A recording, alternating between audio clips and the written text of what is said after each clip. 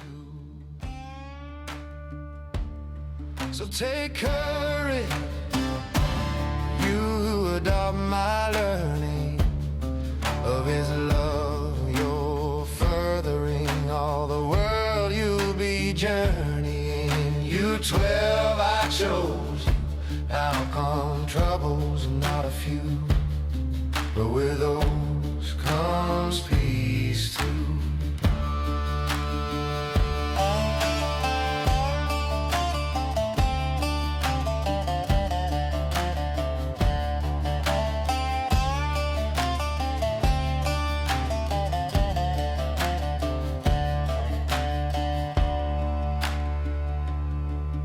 I'll fill your mouths with words. They'll bring the sword as you bleed. You water the future filled with joyful laughter. You 12, I chose you. Now come troubles and not a few. But with those comes peace too. You 12, I chose you. Now come troubles and not a few. But with those comes peace too.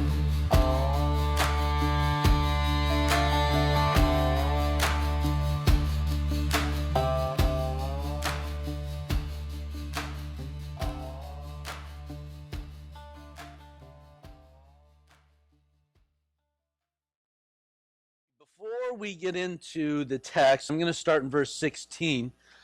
Let me give you what has gone on with these guys, because otherwise it's very disheartening. What Jesus is about to say is very disheartening. Sometimes it's very difficult, and we've got some difficult passages to make it through this morning. But understand this. What has happened is He has just sent His disciples out to minister, to proclaim the kingdom, and He gave them authority, and He gave them power to go out, and they did. And you see in some of the other Gospels, as they come back from these short-term missions, they're on this, for lack of a better term, this spiritual high.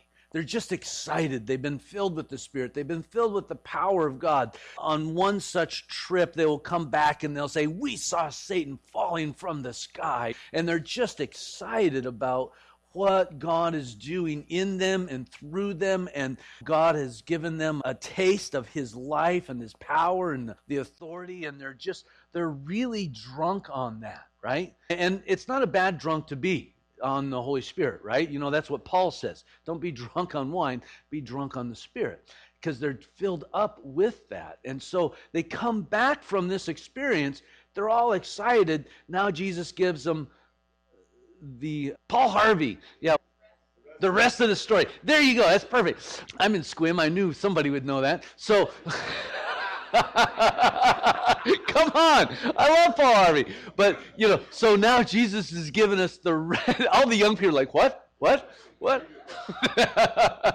You'll get there, just ask one. Anyway, so if they live on Bell Hill, ask them, they'll get it. So, that's funny too. Does anybody live on Bell Hill? See? You're smart. So anyway, I'm going to keep going. And so the rest of the story, though, is He settles them down. He says, "No, this is what it's going to cost you." They've had a taste of His life that He has for them. And truly, it is intoxicating in the truest sense of the word. But then now He's going to say, okay, now here's the rest of the story. And He's going to kind of ground them. And so anyway, we're going to get hopefully grounded with them. Grounded as in, you're solid here this morning with Jesus and the disciples. So let me read through it and then come back and start commenting on it. He says, "Behold, I am sending you out as sheep in the midst of wolves. So be as wise as serpents and as innocent as doves. Beware of men, for they will deliver you over to the courts and flog you in their synagogues, and you will be dragged before governors and kings for my sake, to bear witness before them and the Gentiles. When they deliver you over, do not be anxious how you are to speak or what you are to say will be given to you in that hour. For it is not you who speak, but the Spirit of your Father speaking through you. Brother will deliver brother over to death, and the father his child, and the children will rise against parents and have them put to death. And you will be hated for all my name's sake. But the one who endures to the end will be saved. When they persecute you in one town, flee the next. For truly, I say to you, you will not have gone through all the towns of Israel before the Son of Man comes. A disciple is not above his teacher, nor a servant above his master. It is enough for the disciple to be like his teacher, and the servant like his master. If they have called the master of the house Beelzebub, how much more will they malign those of his household? So have no fear of them, for nothing is covered that will be revealed, or hidden that will not be known. What I tell you in the dark, say in the light, and what you hear whispered, proclaim on the housetops. And do not fear those who kill the body, but cannot kill the soul. Rather fear him who can destroy both the soul and the body in hell. Are not 2 sparrows sold for a penny? And not one of them will fall to the ground apart from your Father. But even the hairs on your head are all numbered. Fear not, therefore, you are of more value than many sparrows. So everyone who acknowledges me before men, I also will acknowledge before my Father who is in heaven. But whoever denies me before men, I also will deny before my Father who is in heaven. Do not think that I have come to bring peace to the earth. I have not come to bring peace, but a sword. I have come to set a man against his father, and a daughter against her mother, and a daughter-in-law against her mother-in-law. And a person's enemies will be those of his own household. Whoever loves father or mother more than me is not worthy of me, and whoever loves son or daughter more than me is not worthy of me. And whoever does not take his cross and follow me is not worthy of me. Whoever finds his life will lose it, and whoever loses his life for my sake will find it. I'm going to stop there.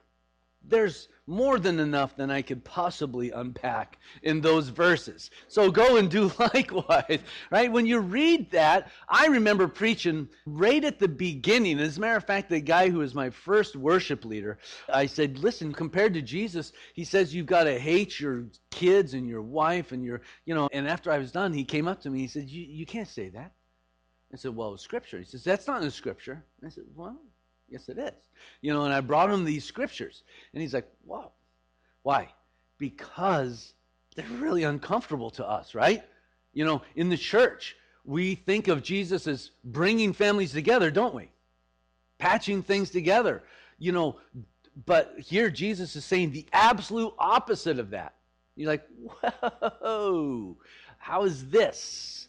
This one was not on your sign for advertising to come into church, right? Because it's not a big advertising set of scriptures. And so let's look at this, because we always have to wrestle, especially with those things that make us uncomfortable.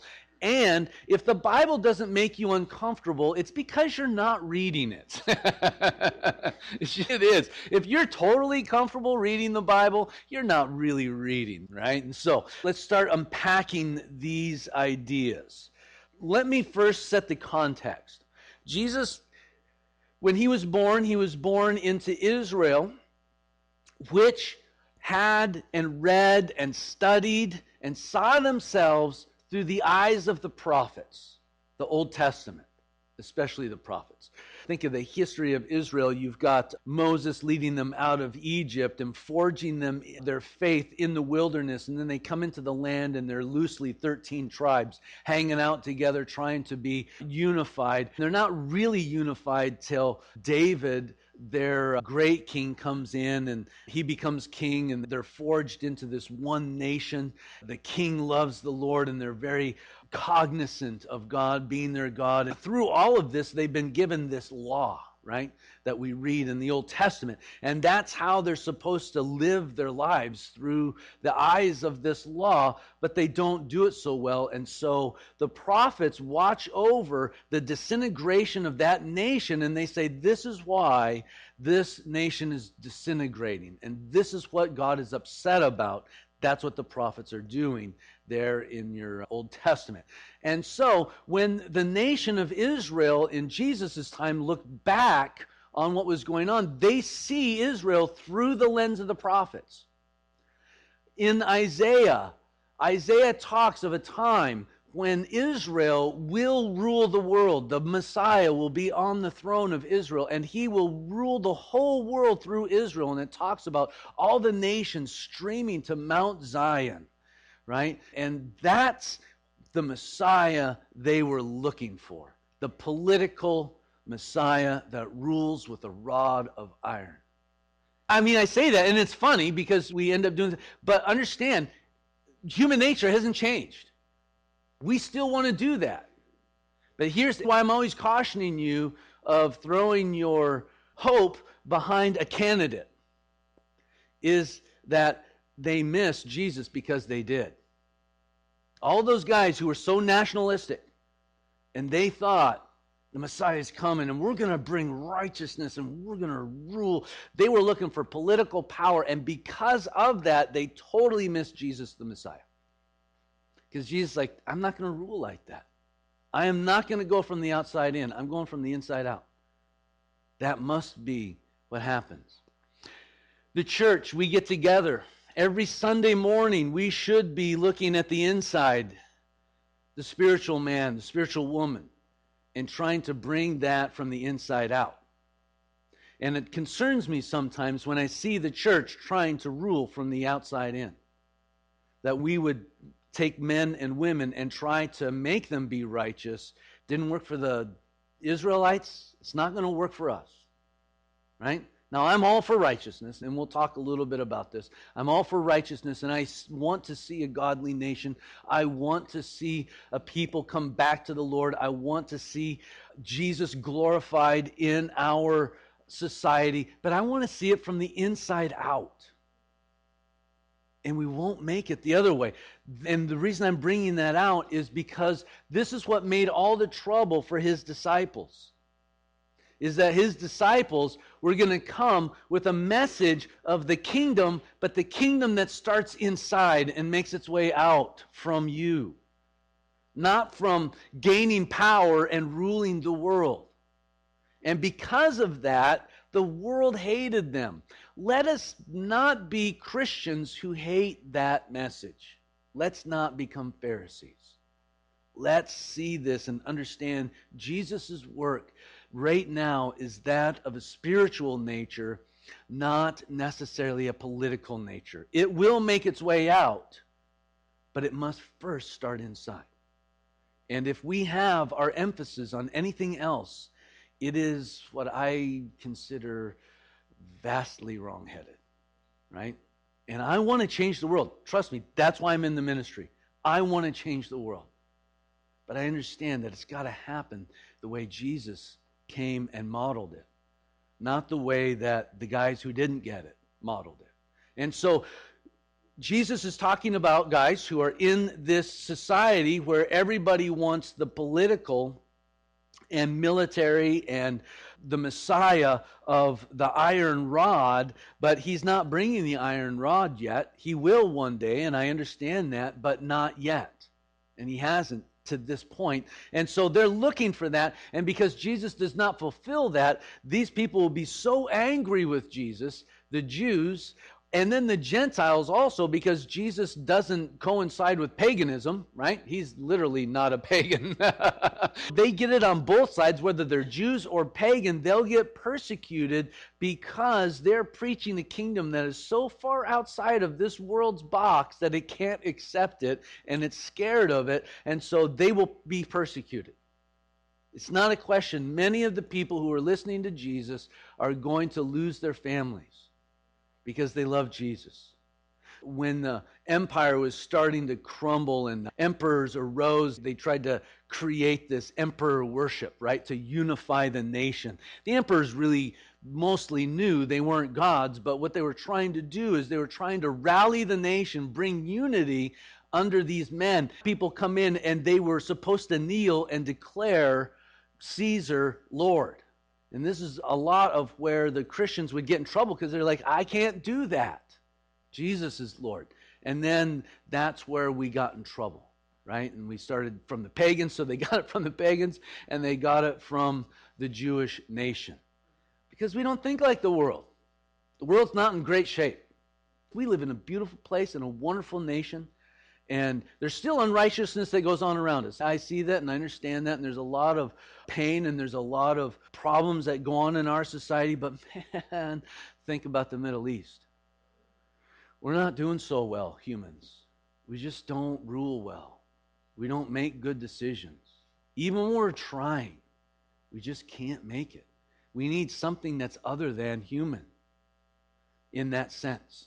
We need God to come in and rearrange. And when that rearrangement comes, persecution will follow because you'll scare people.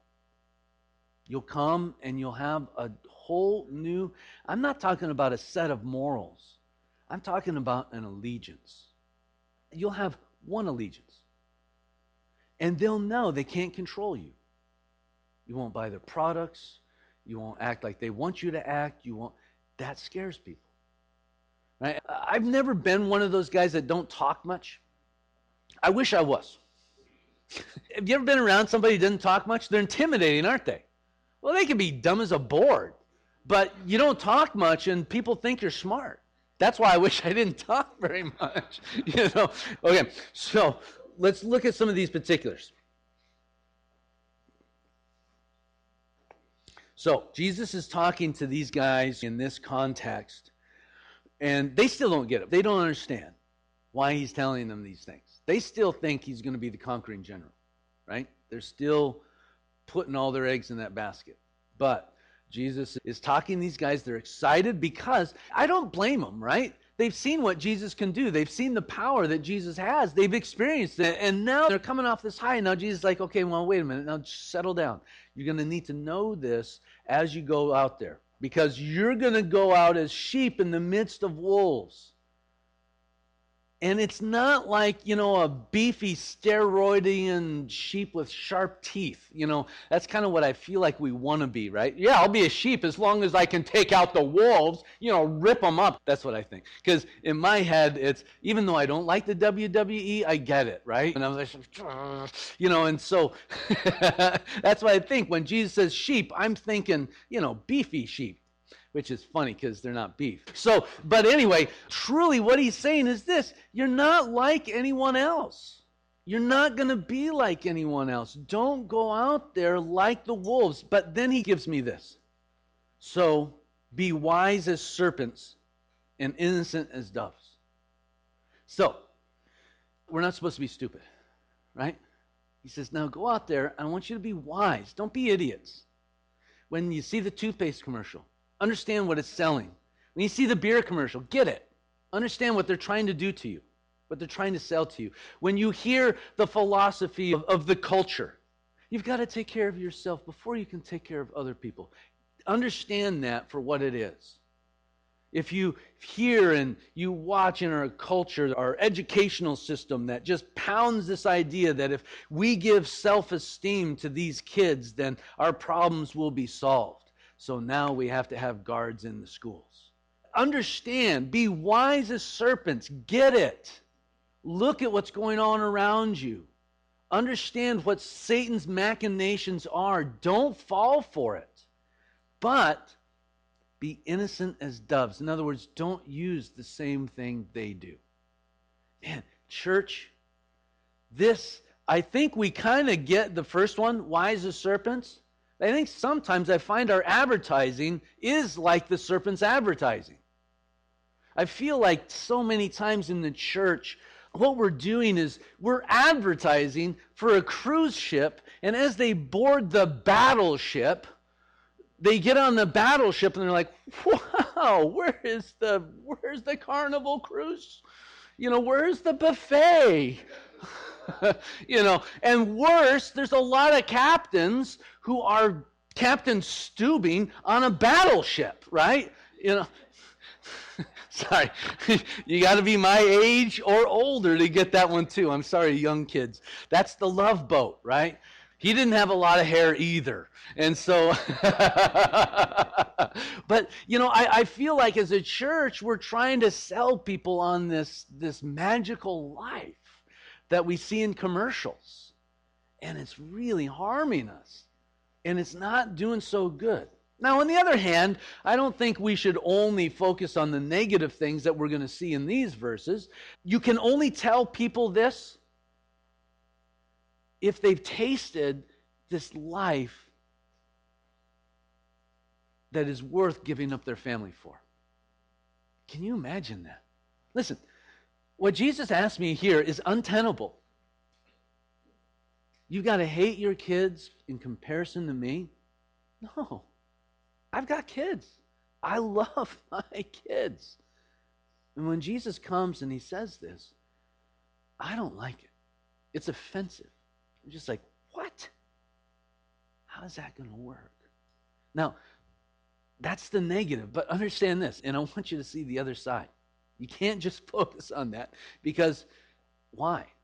We love kids. It's in our nature. It glorifies God to love our kids. So how can Jesus ask us this? Well, he can only ask us this if he's got something that is so good and so wonderful that that's worth it. It's what it is.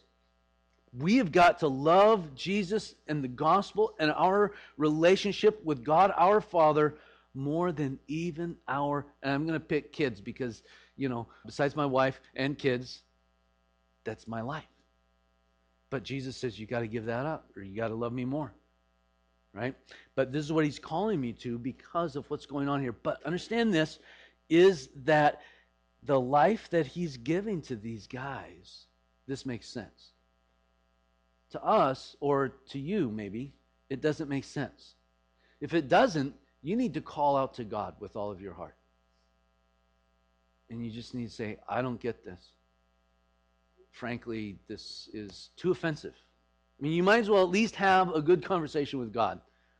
I don't want you to walk in these doors, and I don't want to say, well, come to Jesus. He's going to fix your family, your marriage, and your job, and, you'll get a raise. And, it just doesn't happen. That's the other church down the road. I'll give you directions. But here, it doesn't happen that way. God doesn't work that way. He didn't work that way with these guys. They were experiencing the high, and he says, okay, now I'm going to ground you. Now you got to understand, this is great. And he says, now it's going to cost you everything. So I want you to. Now, let me teach through this, because here's the one thing. This is what I hate about my job, is I can't give that to you. I can't say, smack you on the forehead and have you fall down and, say, there's the Spirit, right? I can't do that. Only God can give you his Spirit. And it looks like being full of life. But only God can do that. I can explain it, or I can describe it, how it's happened to me, how it's happened to other people, but I can't give that to you. And this is what a lot of pastors, we're just like, why do you put me up on stage and you give me this to teach, but then I can't give that life for them to taste? I just feel like God goes, try. Do your job, for Pete's sakes. And this is what I go through. But the reason why I'm bringing this out is that I don't want you to leave these doors thinking that it's a head trip, or it's an act of the will, or you're dependent on God. You need God to draw you to himself. There's no substitute for God's presence in your life. Otherwise, this does not make sense. And it's foolish of us to try to make sense of it if you have not tasted God and he has not revealed himself. So I'm putting that out there because I'm afraid that you guys will look at me and think that I can bring you to this. I can't. The best I can do is describe it and say, this is what God's doing here. And I can give you an intellectual, maybe, ability to start to grasp and see some of the reasoning why and whatnot. And that's all fine and good, but really the reality of it's not going to, it would be like me up here demonstrating how to surf. I can show you, okay, you pop up like this and you do this and you watch for the shoulder. But unless you go out and surf, you don't know what it's like to surf. Until you feel the power of the wave and the salt draining through your nose and you feel all of that and you're out in the wave and the sun's shining or it's raining or whatever. We've even gone in the snow. And until you experience that, you don't know what surfing's like, right? And so it's that but more with the Lord. And so if you don't have this, and I can't stress this enough, if you don't have that or you're just like, what? Then cry out to God. I believe that He has gone to great lengths to draw you to Himself. He sent His Son to die for our sins, that we might be with Him. So it is not that I think that God is withholding because of His lack of love. And so it can only help to want to hear from, experience God, right? So having said that, let me go back to teaching this because I think it's important that we understand some things in this. How do you actually come to these ideas that we've seen in this text and say, how is that going to work? It's bound up in fear. Fear is a good thing. A lot of people think fear is a bad thing, because we get little no fear hats. Anyway, but our culture loves this idea of no fear. But listen, you all fear something. You will fear something. You do fear. And it guides your life. You're going to go out on that road and why do you not drive on the right side of the road? Fear, right? It's America. It's a free nation. Boom. It's fear that keeps us from driving on that. Why? Because that's the way to life, is to not go on the right side of the road, unless you're in England. But it's fear that drives that. Understand, fear, you've got it. It's no good trying to get rid of it. It's where are you placing it? And Jesus says, listen, this is where I want you to place fear. Fear God. You should fear God. And, we as a culture, we don't like that, right? We're like, I don't want to serve a God I don't fear. Oh, you want to serve a wimpy God that has no power in it? I have to serve a God that's going to be able to fix this world. That's going to require a God that I fear. Because other people are going to have to fear Him. Or her, or however you see it, right? We have to fear God. If we don't fear God, then we do a bunch of stupid things. Things that lead to death instead of life. And so He says, fear God. Now, why do we fear God? We fear God because God can destroy the soul.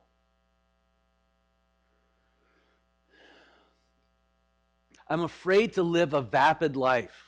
I'm afraid to live a life that has no life in it. Where is life found? Jesus came to show us that life is found from the inside out. Peace comes inside and it makes its way out. Having peace on the outside of your life but turmoil on the inside, no good. Better to have peace on the inside and turmoil on the outside. That's peace. Now, we know that intellectually. We understand this. We know that it's no good being a beautiful person if you're ugly inside. But yet we still want that. Understand this. You are human like I am human, like they were human, like everybody was human from the fall. We want to solve problems and bring heaven from the outside in. But Jesus came to bring it from the inside out. And this is what He's saying. Fear God who can destroy the soul. That's who you fear, and this is why you fear, is because you can be a shell of a person. What good is it if we have all the money on the outside of the world but are never satisfied on the inside of our souls. That we always struggle. Tomorrow, you're going to wake up and struggle against this. The next day, you're going to wake up and struggle. It is a struggle. Come to grips with it. Understand it. Start realigning your view of life, and we can kind of live with it and combat it until we finally die and are given our resurrected bodies, which will apparently be way better. It's got to be way better, right? My back hurts all the time in the morning. What is that? I don't even work for a living. I mean, I work for a living like 2 hours a week. Just kidding. It's 3. I have 3 services. So anyway, let's get back to the point. But Jesus comes here and he says, now listen, I want you to, because we fear the outside. Understand this, you'll determine what you fear. Understand that the outside, meditate on this, mutter about this, continue to think on this. This is something that we need to come to grips with as we look at this. Think about Macbeth, right? Okay. I'm so cultured, I'm bringing Shakespeare into my sermon. So anyway, in Macbeth, Lady Macbeth, and you all know Lady Macbeth, she was in the plot apparently to kill King Duncan, right? So they killed King Duncan. And there's a line in there, there's a scene where she's trying to wash her hands because she's murdered. What is she doing? She's trying to bring it from the outside in. That's what we do. I read an article about this. I am not a psychologist. I am not a professional in this particular area. But, I read an article about people cutting themselves. I don't know if you've heard about this, but it's a thing. Many people are cutting themselves because of what? And I was like, man, why would we do that? And this article posited this. It said that we're cutting ourselves because there's deep emotional pain that we have, but we can't deal with it. We don't have the tools. So physically dealing with the emotional or psychological problems gives them a sense of relief for a little while. The pain on the outside becomes, I guess, the same as the pain on the inside, and so at least they're the same for a moment, right? And I get that. I understand that. We've taken away people's ability to deal with deep emotional, psychological pain, have we not? This whole self-esteem stuff just kills us. When what we need to do is forgive people. We need to be forgiven and see our sin on the cross and see Jesus die for our sins, to come to grips with our sinfulness, that we might then extend that to other people, because that's what we are. Our culture is saying, no, you just need to feel good about yourself. It's not working. It won't work because it's not reality. It's a vapid life. I don't need to feel good about myself when I'm bad, and I'm bad sometimes. There are times that I need to come and say, I'm sorry. I don't have an excuse to do what I know I shouldn't do, even if I have reasons. I've just got to deal with that. Dealing with that helps me to deal with the deep emotional pains that other people foist upon me. But what I realize is when I deal with my sin, that they're the same as me, and I owe everything to Jesus. Nobody owes anything to me really in reality, because he paid for their sins, and I want it that way because I want him to be paid for my sins. I want my sins to go away. I need to be forgiven. So I must then forgive them if I want to be forgiven. It's just what has to happen. I can't live unforgivingly. I can't live thinking people owe me.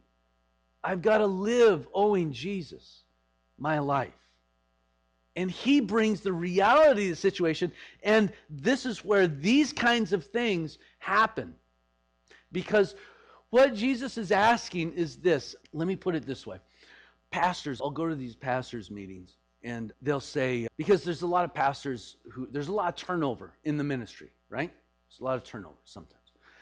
Basically because we make so much money. That's funny. That's a little pastor joke. So, except for some of the churches, they make money. But anyway, I'm not angry. I'm not bitter. So we're sitting in the pastors' meetings, and they'll say things like this. Remember this. God, wife, kids, work, they're making these lists. This is what you live for. This is your set of priorities. Now, my opinion of that, and take it for what it's worth, is hogwash. It's apples and oranges. It's not understanding the reality of the situation. This is my priority, God. What does he want me to do? Now, here's the thing. If God sent his son to die for me, that I might have life, and he went through the torture of the cross, and his father willingly gave up his son that we might brutally murder him, and the son, as a person, gave himself up that I might have life, do you think God is going to give me a job and say, okay, now I'm just going to wring you through? I bought you with the price of my own son, but now I'm going to crush you. How stupid is that? I'm a father. I understand. I don't want my kids to be ninnies, so I don't pamper them. But I also don't want to crush them. I want them to be all that they can be. Me being a father who's imperfect, and sometimes I am evil, knowing how to give good gifts to my kids, do I think God, my Father, is going to crush me? If my job is crushing me, why is that? Because I'm an idiot. That's why. I'm not listening to God. I'm not doing what he's given me to do. If my wife is not being ministered to enough, why is that? Well, my own part, it's me. It's God's going to have me take care of her to the best of my ability, right? Now I can't explain that, we can only do what we can do, right? If you're a spouse, you must be the spouse God made you to be, but you can be all that God called you to be for your spouse. And he gives us guidelines and how to see that and understand that in the scriptures, and that's why we go there. But I don't have this organizational flow chart as into what do I do and what prior. I don't buy that. It's like, God, what do I do? What am I supposed to do? How do I be a good husband? And then he'll tell me. Hopefully, he better. It's his job, right? But that's where I go. God, how do I be a good father? I don't know. Because only God, my Father, knows what my kids will go through and what they need to get through life. Only God can see that. That's why, I've got to trust him. Your fathering is not going to look like my fathering. It's not going to look like the other guy's fathering. We can't bring these false, what I consider as false models, and put them on our lives and say, now squeeze into this. I think it is detrimental to the church when we start creating flow charts rather than just saying, God, my Father in heaven, what would you have me to do today? Where do you have me? How do I act? What do I do? Where do I give myself up to? How am I going to do this? What would you have of me? Because there's pressures all around you, whether it's the world, whether it's your family, whether it's, my poor wife, I put pressures on her. And she's just quiet about it. She puts pressures on me. But we have to, right? We do. We don't have to, but we do. We put pressures on people. We have ideas. We have things, and that's okay. But here's the thing. You serve God if you're his child.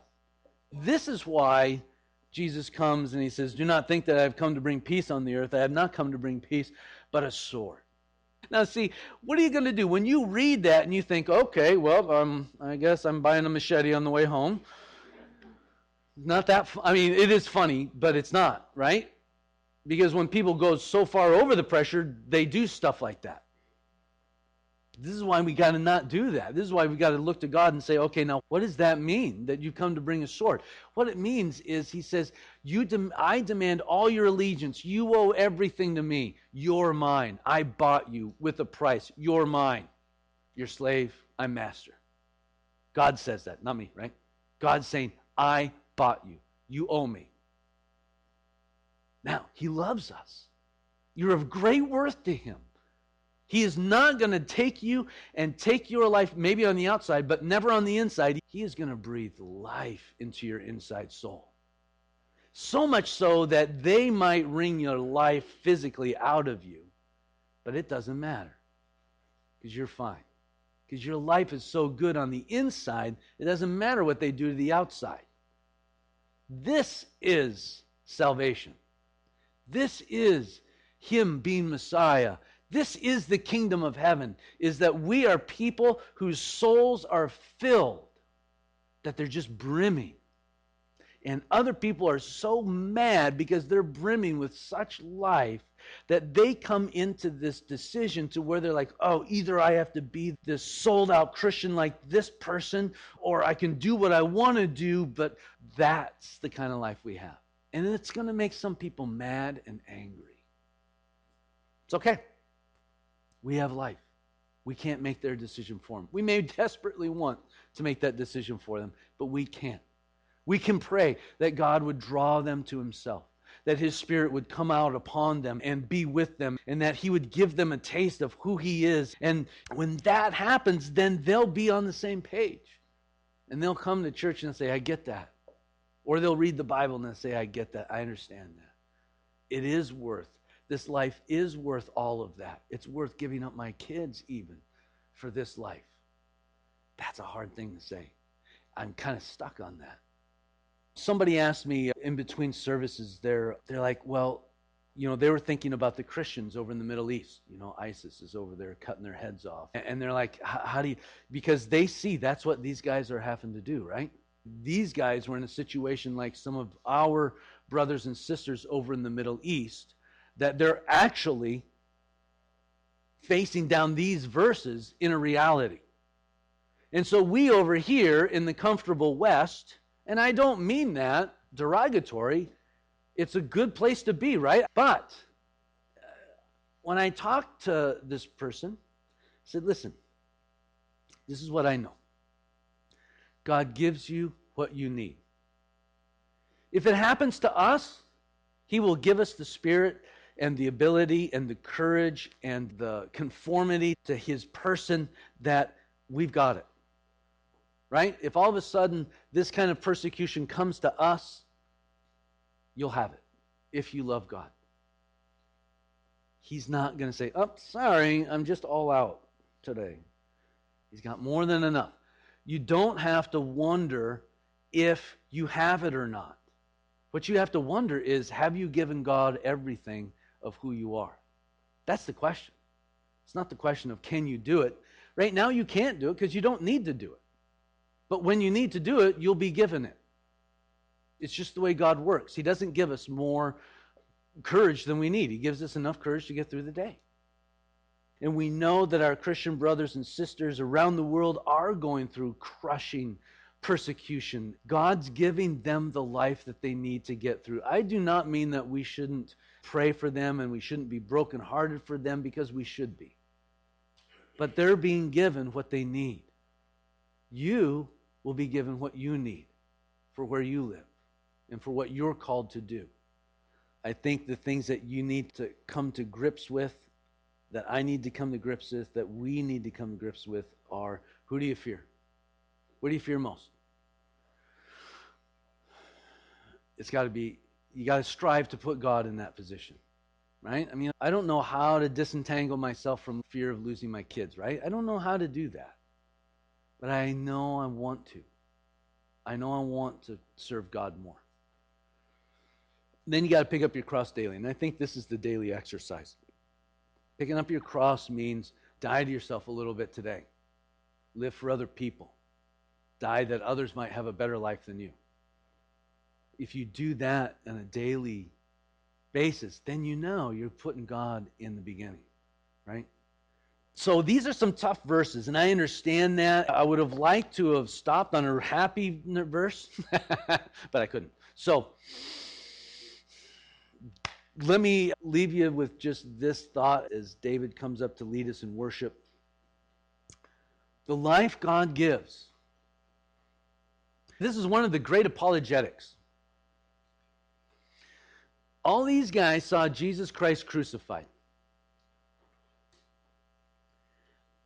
All these guys saw Jesus Christ, except for Judas, saw Jesus resurrected from the grave.